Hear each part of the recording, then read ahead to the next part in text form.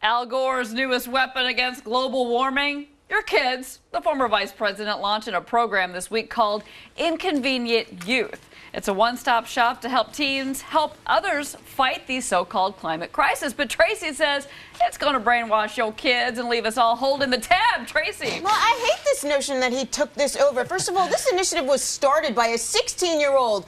The kids want to educate each other. That's totally fair. But for Al Gore to come in and push his agenda basically through these kids because, well, parents pretty much didn't buy it, so he's thinking, let's move on to the next generation, and if they don't, he'll probably work on their kids next, because this is going nowhere. And the problem is, you scare these kids, they get really nervous, and we end up paying for stuff that just we have no backing for right now. John, okay, so all the kids right now that are signing on to this program, are they going to raise my taxes when I'm a senior?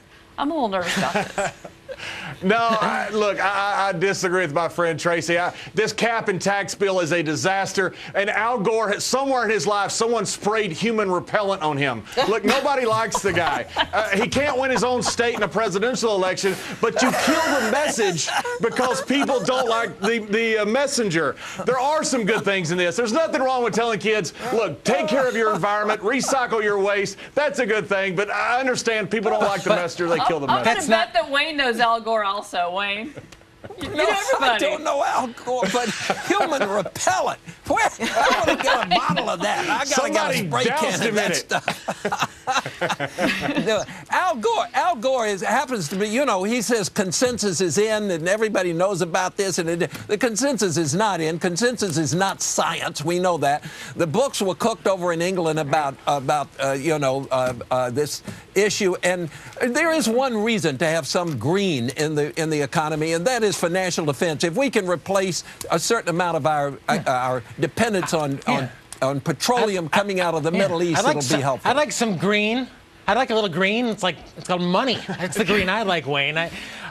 You know, what hurts me, John, what frustrates me is that this isn't about loving the earth or taking care of your waste. The green mantra, the green philosophy is about man's subordination to the environment. I mean, Al Gore doesn't want to profile Andrew Carnegie or Sam Walton or Cyrus McCormick. He wants to get kids to scold their parents for driving an SUV or eating meat or wearing leather. Steve, and the Green's goal is to hurt mankind. That's what this whole site is all about. Steve, I mean, that's the thing. I mean, again, going back to these programs, they are just darn expensive. You can't slice them any cheaper than they are. Well, you know, Cher, I find myself agreeing a lot with John today, and I don't know exactly what that means, but I actually went onto the website and checked it out. Really, this is just kids saying, you know what, today or once a week, I'm going to walk to school instead of having my parents drive me, or other things that they can do to save energy. It's not any big thing to proselytize global warming. The other thing that I would say is, everybody conserving helps the United States of America because we spend $1 billion a day on energy that mostly goes to countries that hate us. Because it's about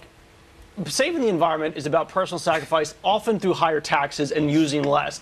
What we're getting at Gore, first of all, kids are the problem. He has 4 kids. He's got a bunch of SUVs. He flies around in a jet. He was vice president for 8 years and did very little to save the environment. My point is he's just prophesizing. It takes personal sacrifice. He's done none. He's got a huge house. He does none of the stuff that's good for the environment. Growing children is actually bad for the environment. Making them walk to school is after the fact. You already filled up a landfill with their toilet paper or whatever. All I'm saying is it's going to take sacrifice and taxes. And let's not forget more people voted for him. We did say he's repellent. He actually had more votes than the last president. Right. However, he didn't do anything when he was vice president for the environment. Now he's just talking about it. I think Jonathan is usually a conspiratorist, but I'm kind of with him on this because, look, I eat meat, I drive an SUV, I wear leather. I don't need my 3 kids sitting in front of me telling me that everything I do is wrong all the time because they are reading this stuff. Children. That's my favorite. All right, thanks everybody. Thank you, Steve Laser, for joining us this week. Great to have you, sir. Coming up, talk about a pain in the ass for taxpayers. Last week's travel nightmare may be leading to the next big bailout.